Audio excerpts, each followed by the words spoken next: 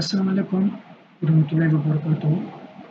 This is Saad Ali Sayyed, Network and vSphere Administrator and Virtual Instructor at Neotex and founder of Microsoft.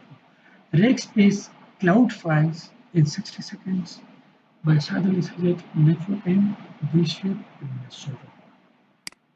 Rackspace Cloud Files. Rackspace Cloud Files is a service that allows you to store and retrieve your files on the internet. It works like a big online storage space for your documents, pictures, videos, and other digital files.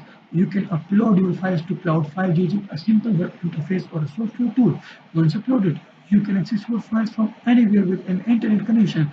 Cloud Files provides a secure and reliable way to store your data, making sure it is protected and available when you need it. It's a convenient solution for backing up your files, sharing them with others, or hosting them for websites and applications. With Cloud Files, you can easily manage and organize your files, making it a user-friendly choice for storing and accessing your digital content.